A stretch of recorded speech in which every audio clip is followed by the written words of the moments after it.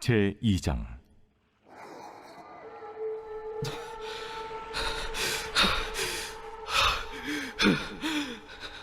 요나가 물고기 뱃속에서 그의 하나님 여호와께 기도하여 이르되, 내가 받는 고난으로 말미암아 여호와께 불러 아뢰었더니 주께서 내게 대답하셨고, 내가 수월의 뱃속에서 부르짖었더니 주께서 내 음성을 들으셨나이다.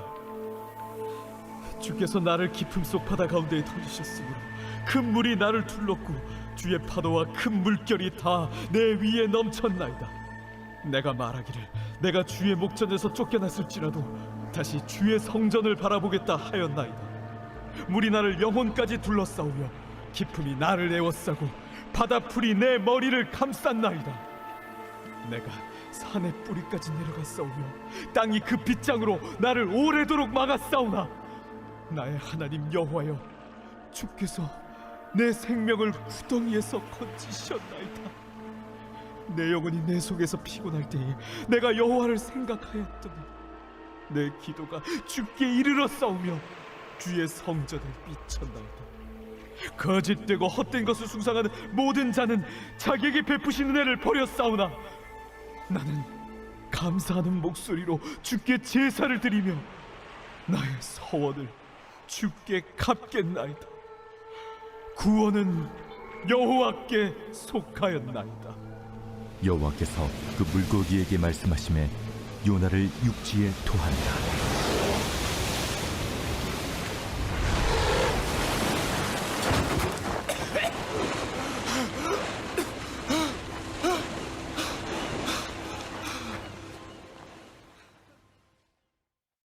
오늘은 요나 2장의 말씀으로 함께 은혜를 나누겠습니다. 대부분의 선지자는 이스라엘 민족에게 주신 말씀을 증거했지만 오늘 요나는 이방 민족에게 하나님의 말씀을 증거한 특별한 선지자였습니다.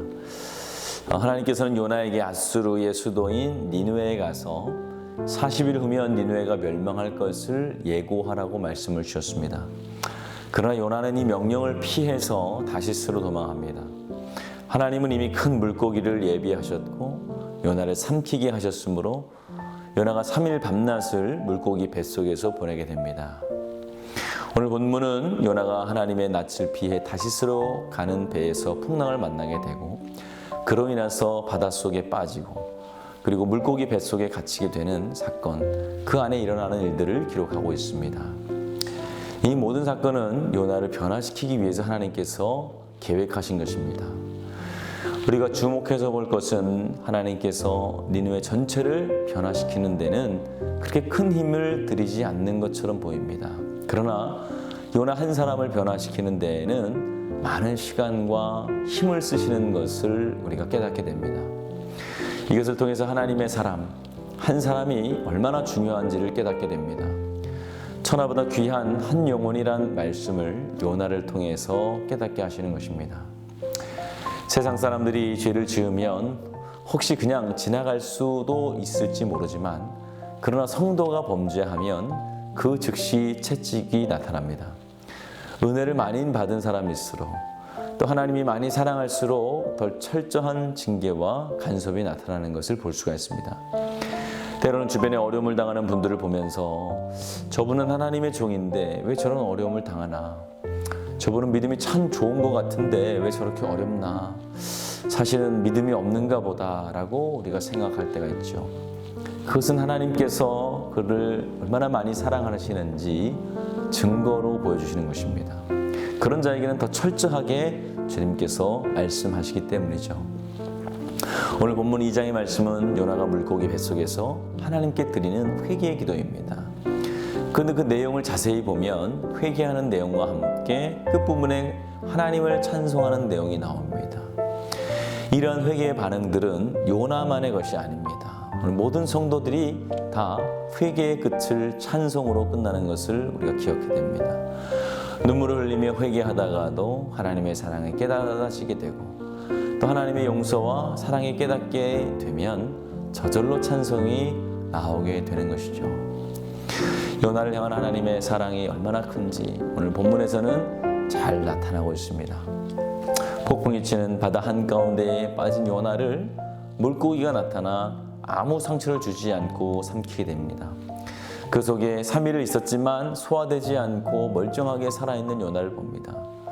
하나님이 큰 물고기를 준비하신 이유가 따로 있다는 것이죠. 먼저는 요나를 변화시키는 데 사용해 주시려고 준비하셨고, 두 번째는 강제로라도 니느웨로 보내시기 위해서 준비하셨다는 겁니다. 니느웨에 가기 싫어하는, 그리고 도망친 그걸 결국 하나님의 뜻은 이루셨습니다.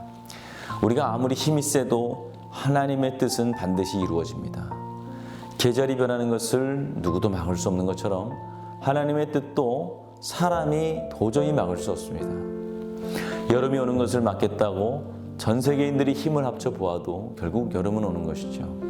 그것이 하나님의 뜻이고 명령이기 때문에 그렇습니다. 그러므로 우리는 하나님의 말씀을 듣고 순종해야 됩니다. 말씀을 거절하고 산다는 것은 지구가 도는 것을 막아보겠다는 것과 같고, 계절이 오는 것을 막겠다는 어리석고 무모한 짓에 불과합니다. 하나님의 말씀은 반드시 이루어집니다. 오래전 선지자들을 통해서 약속하신 예수님은 그 말씀 그대로 이 땅에 오셨습니다. 그 주님은 올라가신 그대로 다시 오신다고 또한 약속해 주셨습니다. 주님은 반드시 그 약속대로 그대로 이 땅에 다시 오실 것입니다. 요나가 경험한 여러 가지 일들은 요나 한 사람으로 족합니다. 우리가 이 말씀을 듣고도 요나와 같은 고난을 똑같이 겪어서는 안 되는 것이죠. 오늘 요나가 가장 어둡고 깊은 곳에서 하나님께 기도했다는 것을 우리가 기억하시기 바랍니다.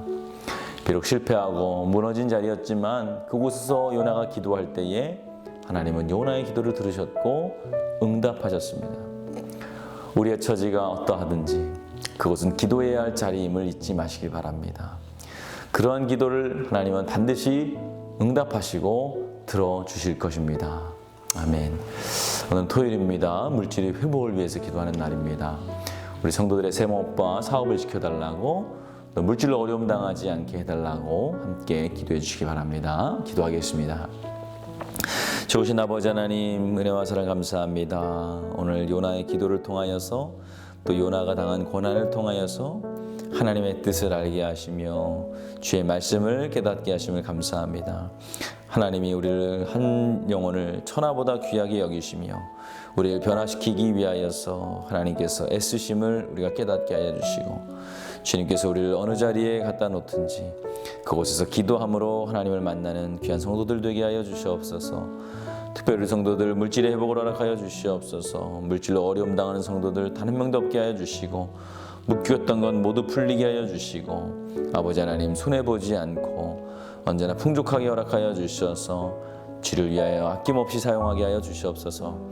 담임 목사님 사역 가운데 성령 충만 주시고 말씀 가운데 늘 능력이 나타나게 하여 주시옵소서.